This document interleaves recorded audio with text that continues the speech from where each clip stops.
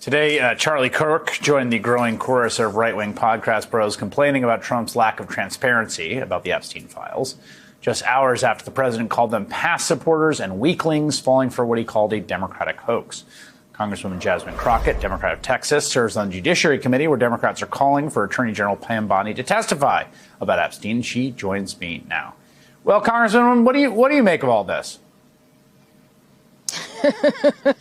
I mean, it's interesting to hear the right explain why it is that they want to hear. I want to hear because clearly you got something to hide, Mr. President. So that's why I want to hear. I want the swamp, right, to be drained. OK, listen, let me use their language.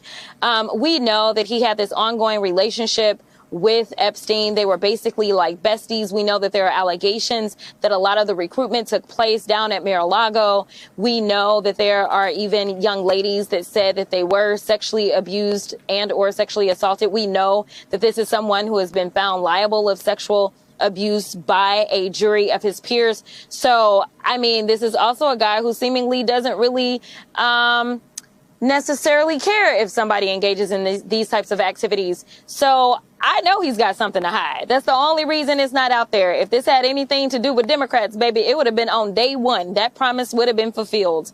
But he wanted access to those files, and he wanted to see how bad it looked for him. And unfortunately, after having a glimpse, I think he's decided that he just wants to move on and talk about something else.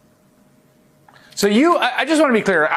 By the way, I have no idea. Everything you recited there is true, including the allegation you said there's a woman of age, I should note, who talked about being introduced to Trump by Jeffrey Epstein and then being groped by Trump against, non-consensually. That was reported out, talked to the press and the Guardian. So I want to be clear about that. She was of age. She was, I think, 23 at the time. She was a model.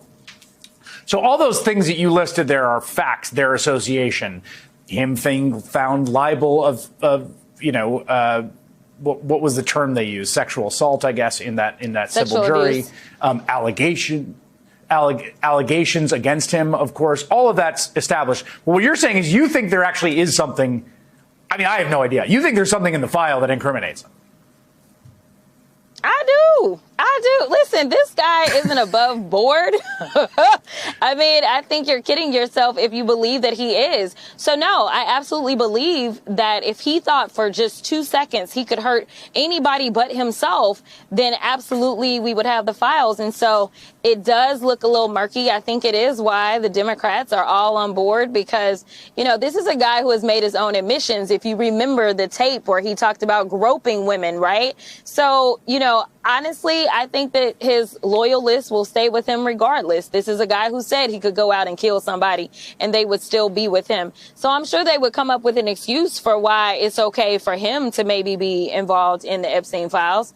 But they want to know about everybody else. They believe that there's so many Democrats that are in this, and that's why it is that they want to see it. But it's interesting, while they are taking away health care, while they are taking away farmers' access to be able to do what they do, which is to make money, while they are getting rid of people's food access, and while inflation is on the rise, and while this tariff war is not reducing anybody's prices for anything, it's amazing that this is the thing that has stirred them up. But I'm going to let them stir. Stir.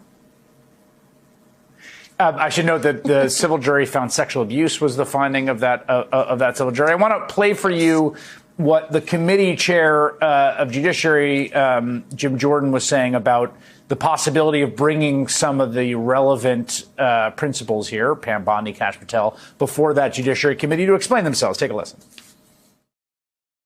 I have complete confidence in President Trump and his team. We've been working on this prior to this whole Epstein issue this last week and a half.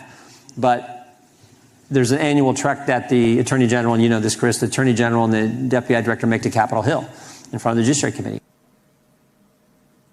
So it sounds like he's going to wait until that annual testimony, but they are going to have to come and talk to your committee at some point.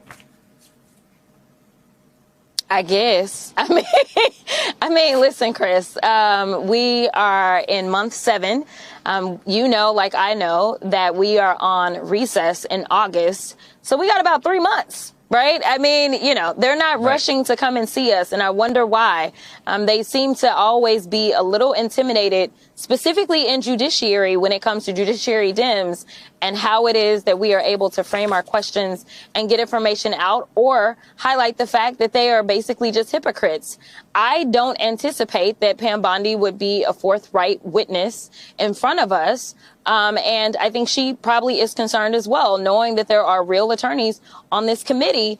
She may be afraid of stepping into a little bit of poo with some of her answers. Congresswoman Jasmine Crockett sits on the Judiciary Committee. We'll see if they get a chance to talk to anyone. Appreciate you coming on tonight.